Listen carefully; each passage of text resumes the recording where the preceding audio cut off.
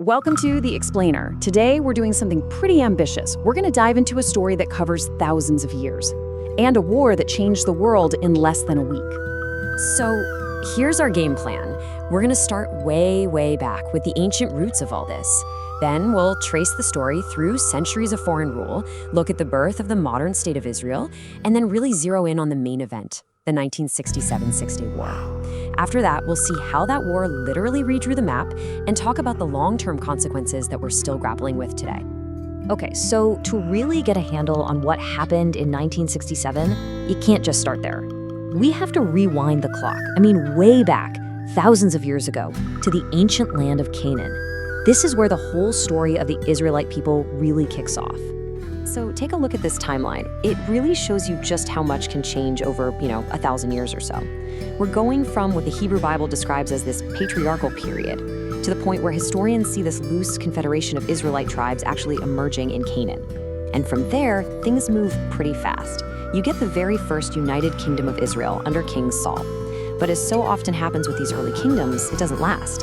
It eventually splits into two: the Kingdom of Israel in the north and Judah down in the south. This brings us to a really fascinating and honestly a central question. Where did the ancient Israelites actually come from? And, well, there are two major perspectives here. On one side, you have the biblical account.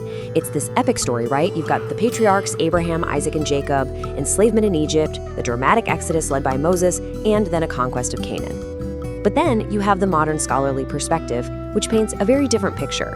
It suggests that the Israelites didn't come from somewhere else, but actually emerged from the local Canaanite populations. Villagers, pastoralists, folks on the margins of society who gradually formed their own unique identity. It's a huge contrast, a dramatic arrival versus a slow, homegrown evolution. So, that period of independent Israelite kingdoms, it was actually pretty short-lived.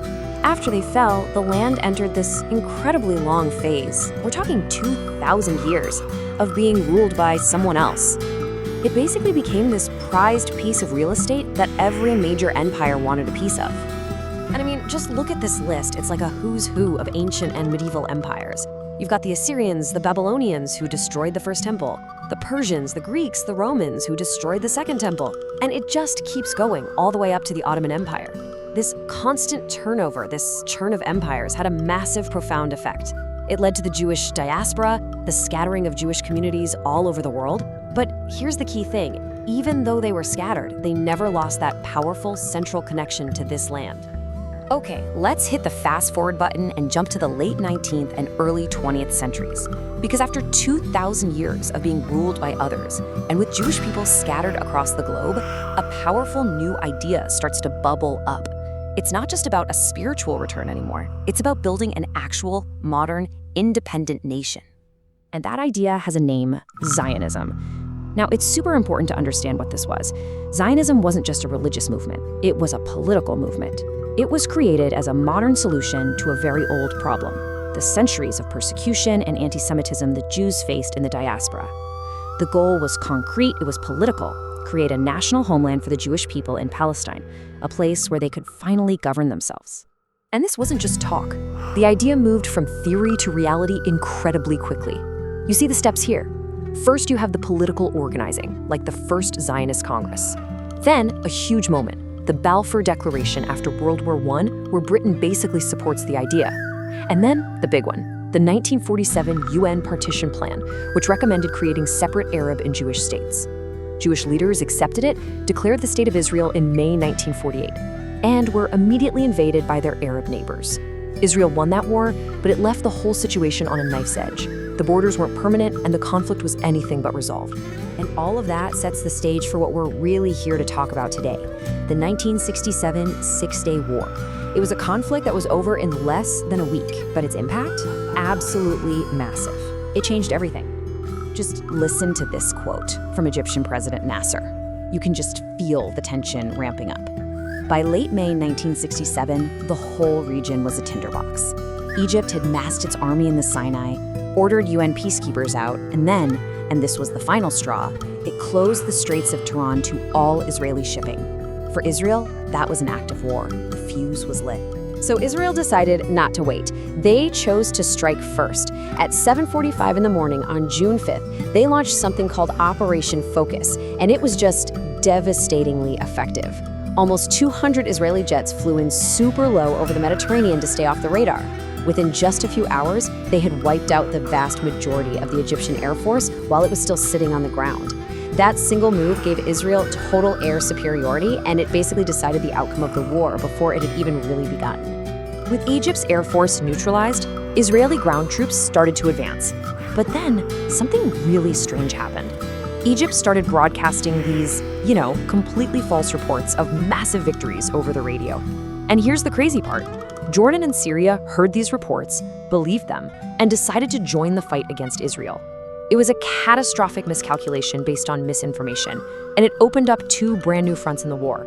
Well, the outcome of that multi-front war was incredibly swift and decisive, and the result was an immediate, and I mean radical, change to the map of the Middle East. So take a look here. This is what the map looked like on June 4th, 1967, literally the day before the war broke out. These were the armistice lines from 1949, and you can see Jordan controlled the West Bank and East Jerusalem, Egypt controlled the Gaza Strip, and Syria held the Golan Heights overlooking northern Israel. Okay, now look at this.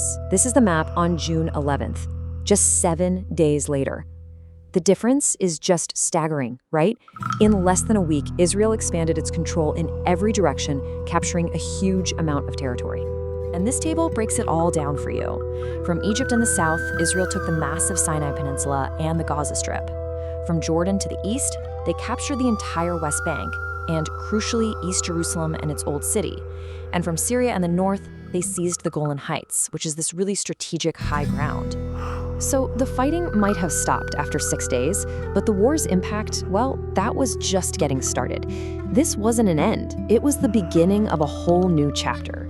The war created a completely new reality on the ground, and its consequences are, without a doubt, still the defining issues in the region today.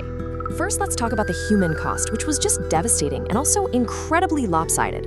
For the Arab armies, Egypt, Syria, and Jordan combined, the losses were estimated to be around 20,000 soldiers killed. And on the Israeli side, fewer than 1,000. Think about that for a second. That is a staggering casualty ratio of more than 20 to 1. But the casualties weren't just soldiers. The war also unleashed a massive new refugee crisis.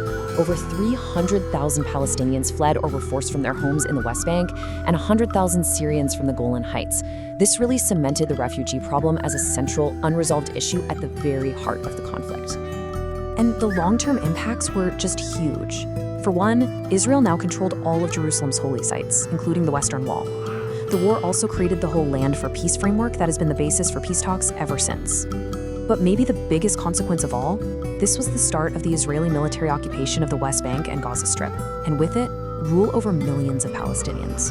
That occupation became the new center of gravity for the entire Arab-Israeli conflict, and it remains so to this day.